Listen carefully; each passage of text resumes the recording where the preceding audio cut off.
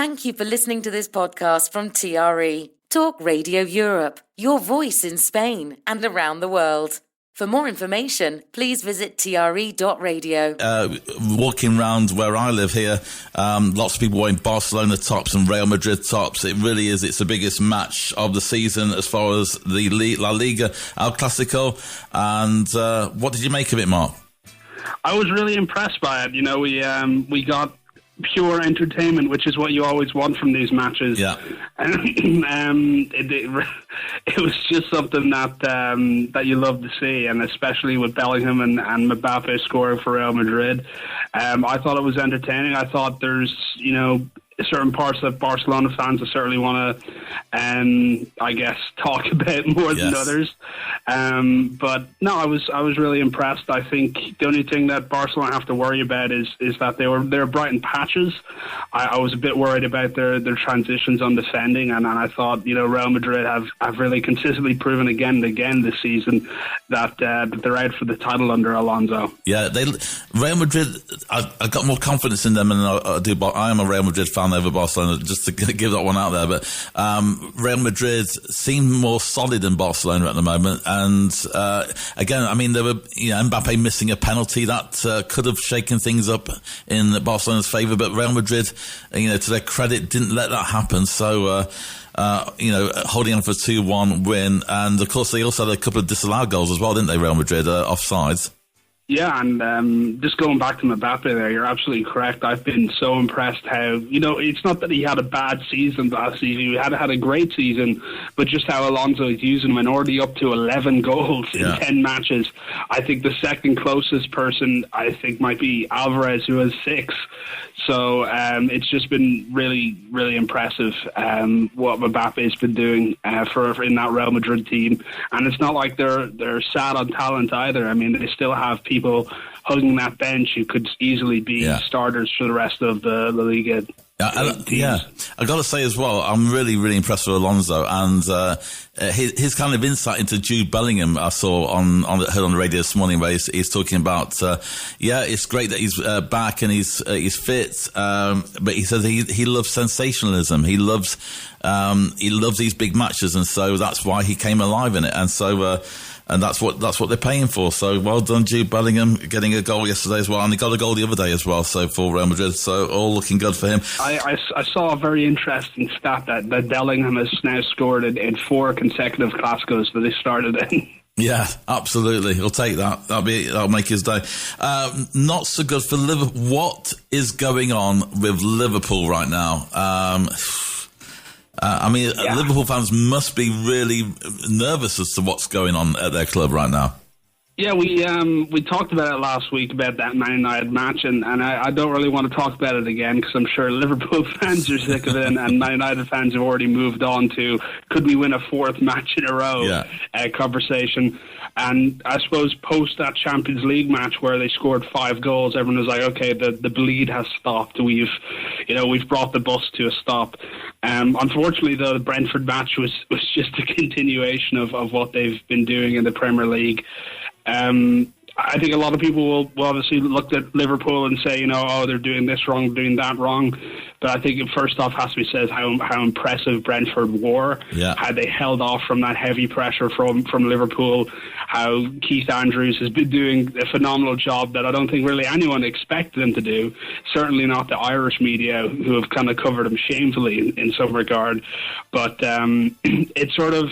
I was looking at what Jamie Carragher and Gary Neville were saying, and the consensus there is like, is this Premier League title Arsenal's to win? And you sort of have to look at that way, because when was the last time, you know, in the first, you know, 9 matches, did the champion team lose the first 4? It's kind of unheard of.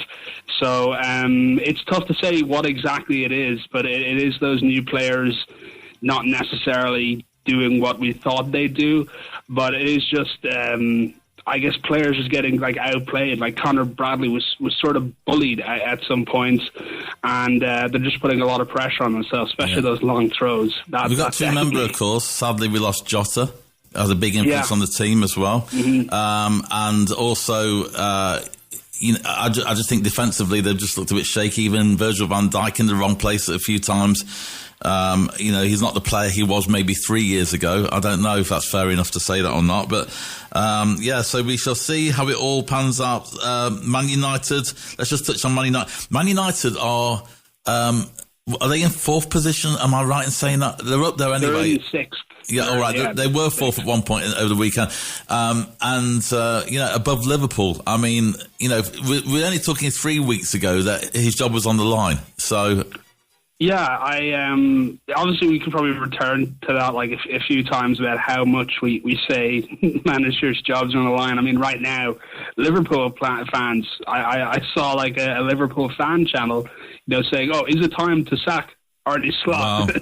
And 3 weeks ago, Man United fans are saying the same thing, like, is it time to sack Ruben Amorim? And thankfully, the leadership consortium in Man United decided to come out and say publicly back Amorim for at least 3 years. So it was at least 2 more years. And it seemed to change after that, didn't it, as well? It is. It's massively changed because it's not just the thing of being backed in the transfer market, which they are done. But it's probably a thing of like just mental persistence from Amorim at home, because I mean he has come from Portugal, brought his wife and maybe some of his friends and his coaches, and they're living like in sort of not necessarily the best part of England. It's sort of the weather is depressing. You sort of have all that old brick around Manchester, and it can be quite tough going into that and going home and never realizing, hey, am I going to be here another week? Yeah. So the fact that he has that confidence to know, hey, I have 3 more years of this, and it gives you a lot more room to, I guess, be adventurous and more bold in how you're training your players. Yeah. And it's been a really impressive 3 matches for Manchester United. I thought they would struggle more against Brighton, and I was very scared in the last 10 minutes when Brighton got 2 back. Yeah. But United they just came out right out of the gate and were aggressive, and they just looked so confident. They look so different from the team in the first 2 matches, or minus the Arsenal match. I remember that Fulham match was one I was really worried about. Yeah. They look so aggressive now, and even when they did concede 2, it just really confident. Let's talk about Chelsea then. Chelsea, Sunderland are doing great, aren't they? I mean, wow. They're fourth. Take anything away from them, but Chelsea struggled again. Just quick thoughts on that. Yeah, we always talk about the relegation teams and how they're always candidates to go down, but as it stands right now, all 3 of them are actually above the relegation zone, with Sunderland exceeding everyone's expectations at 4th on 17 points, which is just mad to think about. But it was dramatic. It was a dramatic late stoppage winner from Talby from Sunderland, and honestly, probably the sad thing from Chelsea fans is that Sunderland deserved to win this match. It just showed how much grit they have. Their timing is immaculate, and it falls in line with Chelsea's habit of conceding late goals, which is becoming more and more of an issue. Mark, talk about Man City and Aston Villa. City have been doing well recently. I didn't see the match. What was their undoing? Yeah, there were 3 wins on the trot, which was consistent, which is something that Pep's side have lacked in the last year. But what a strike from Matty Cash. That's the only thing you got to say. Former Nottingham Forest, but we'll leave that there. It was beautiful, and I was really impressed with Martinez and how he was able to hold off Haaland as well, who had a few chances. But it was certainly a very interesting match from Unai Emery, who Aston Villa didn't start off great. They didn't start off great at all. It took them a few matches to even score a goal. So should we be worried about City, or as City fans, should they be worried, or is this just a blip? It felt more like a blip than anything else. It felt more that like Aston Villa were out to prove something, which they definitely did. I don't think any City fan should be thinking that they're winning the title this season. I think Arsenal are sitting at 22 points. They're fairly comfortable up there. But I definitely think City fans shouldn't be as worried as, say, Liverpool fans. You're loving this, aren't you? Well, I wouldn't say that, but sixth place is pretty nice. It's a nice change, isn't it? I suppose it's just, the shoes on the other foot for a little bit, and it's kind of refreshing, I suppose, for Man United fans. I'll tell you what I'm really excited about is I'm really excited about how competitive the league has started off this season. I mean, we have Bournemouth, Sunderland, Tottenham, Arsenal, like all really close together. Yeah. And even the middle of the table, it's just turning out to be a really interesting fight, especially in the relegation zone. We really thought the relegation teams like Burnley and Leeds, we thought they were going right down, but it's just every team has come out of the track this year with something to prove. Look, 3 wins for Man United, and they're suddenly up thereabouts. You know, it's like... Exactly. It's great. Changes it around. By the way, I need to mention that Derby County have had 2 wins on... 2 wins on the trot at home, so that's good. We won Tuesday night, and we won against QPR as well. So, come on, you Rams. Right, let's mention Formula One Mexico race review. Tell us more. What was your thoughts? Yeah, the first thing before we get into the drivers or the title implications is we have to probably say we're fairly lucky we didn't have, a death on the track or something worse. Wow. Because I think it was lap 3, the marshals were picking up debris on turn 1, and they'd been instructed that it was safe to go out, that all the cars would pass, but they hadn't seen that Liam Lawson had pitted. And as he was coming out, the marshals were still on track. Oh, wow. And it was a very close call. He wasn't going crazy fast, but he wasn't going slow either. No. Those cars don't really know what slow is. So we're very lucky that the marshals weren't harmed. Somebody's going to get into trouble for that one, I think. Yeah, and I mean, the thing, I guess, it's brought up this broader conversation of those marshals are all volunteers. They're volunteers to the track. So, like, the question is now, like, why aren't the race organizers, F1, one of the, richest conglomerates in the world, why aren't they paying their marshals, and ensuring minimum training and all that? I never knew that, Mark. I never knew. You just assumed they'd all be paid, yeah.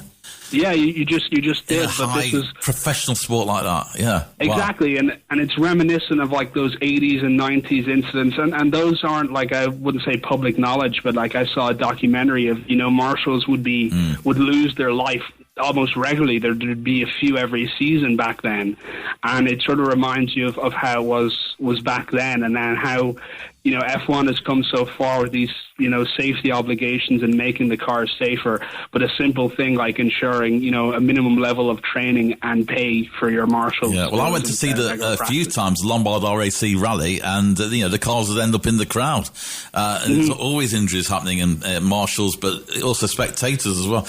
So that was a bit hairy, that was, and Larry. So so what about the race? Yeah, the race was absolutely thrilling. I mean, we had a pretty good start for Ferrari, who were in the top 3, and Lewis Hamilton had his highest qualifying position of the season. And, of course, the big news was that Norris had put it on pole, Verstappen was 5th, and Piastri was 7th. So it was really a thing of like, is the wave sort of going towards him? Because for the last 2 or 3 weeks, we've been talking about Verstappen and how he's cut that lead down to now put himself within a reasonable distance of possibly becoming champion.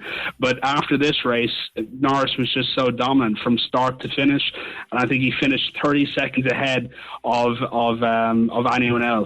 So it was really impressive, and I was also really happy for Ollie Behrman, who's of course Ferrari Academy driver and Haas driver now, coming in with a career best 4th, and Verstappen was 3rd, so he kept his championship hopes alive.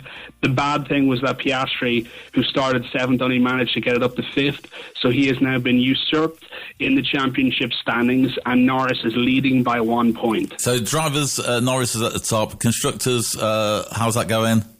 McLaren won it, I think, by 2 weekends. Oh, right, okay, I missed that.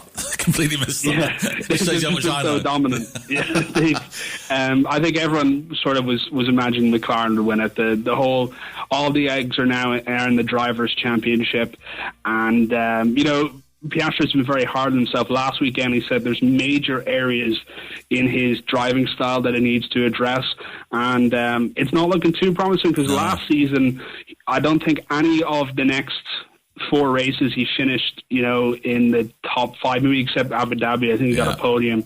The rest of them were like 6th, 8th, and 10th. So they're not his strongest tracks. Whereas in Norris and Verstappen, consistently over the last few years, have performed at these tracks. So there's a shift in this dynamic of thinking maybe Piastri isn't the man anymore, and there's a lot of questions on whether McLaren are now prioritizing Norris over him, there's a lot of internal and external pressure on Piastri. Yeah, and going back to the actual manufacturers and lots of us are thinking Ferrari's going to have a good year this year, and it's not really happened the way they wanted it to happen. So back to the drawing board a little bit for them, and McLaren kind of very dominant. Yeah, I mean, and there's been a lot of, external pressure on them. We're talking about Fred Vasseur constantly being in threat, especially since Horner was sacked of, who's going to take his job. And Hamilton had to come out and say, I don't think it'd be a great idea for Horner to take over for Ferrari. I want Vasseur here. A big reason why he's at Ferrari is because of his relationship with Vasseur. And then there's also a lot of rumours that if the Ferrari car isn't great next year, that when Leclerc's contract runs out, he's going to look for a new team. And that's all come out in the last few weeks. Yeah. So there's a lot of external pressure there, and it certainly isn't the season they hoped for. But it also wasn't a disaster of a season. Leclerc has picked up in the last two races 2 podiums. He's shown that he can be aggressive in that car and that he can pull points out of it. But it's certainly a long, long cry away from a championship team at the minute, and I couldn't give an opinion on what's missing on it, because for the last couple of years we have looked at Ferrari as they are the team ready to make that next step from what they did in the 2000s, and consistently they just haven't. So maybe it isn't what's happening in the team, but maybe higher up in those offices that maybe they need to look at. Right, well Mark, thank you very much as always. Bring us up to date on all that you've been watching over the weekend sports wise, and it would be impossible to cover every single sporting item and every match, but we do appreciate your time, Mark. Have a good one, have a lovely week. We'll speak to you soon. Thank you very much. Cheers. Mark there from the Emerald Isle, from Ireland this morning. Nice fair weather in Ireland apparently at the moment they're having. You've been listening to a TRE production. If you've enjoyed this programme, there'll be another episode waiting for you next week, right here on this platform, where you can also access our extensive back catalogue of shows and interviews. For more information on our live programming, social media channels and apps, and how to contact Talk Radio Europe, please visit TRE.radio.